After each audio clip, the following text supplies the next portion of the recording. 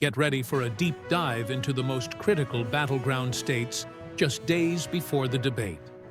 We break down the razor-thin margins, examine voter demographics, and reveal the factors shaping the road to 270 electoral votes. 2 days before this debate, this is what you're looking at in the 7 core battleground states. You are seeing razor-thin contests here. You see less than a point, 1 point. 7 battleground states here that we think are likely to decide the Electoral College, the road to 270. Now, take a closer look here, and there are a couple things we want to draw your attention to. First, you do notice there's one state here, Wisconsin, where the margin does seem larger than the others. Put a pin in that because we're going to get to that in 1 second. But the other aspect here, when you look at these close races, particularly in the Sun Belt states, it reflects how this race has changed a little bit since Kamala Harris replaced Joe Biden as the Democratic candidate. What we're going to show you here, this is the diversity of the electorates in these 7 core battleground states, white and non-white. And you can see nationally, this is what the electorate looks like.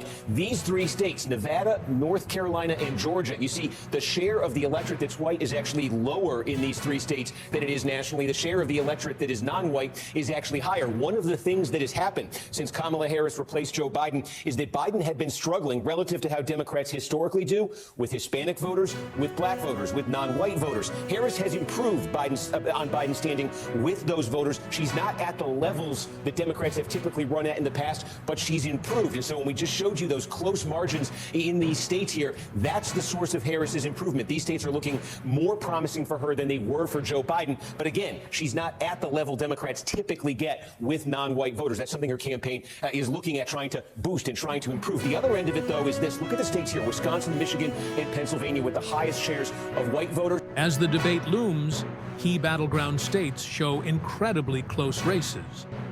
Harris has boosted Democratic standing among non-white voters, but struggles remain with white blue-collar voters, especially in states like Wisconsin. Could the polls be missing key Trump supporters again? Let's break down these trends and what they mean for the upcoming election. With just days to go, the debate could shift the dynamics in these battleground states. Harris has made gains, but questions remain about whether her campaign can overcome key hurdles.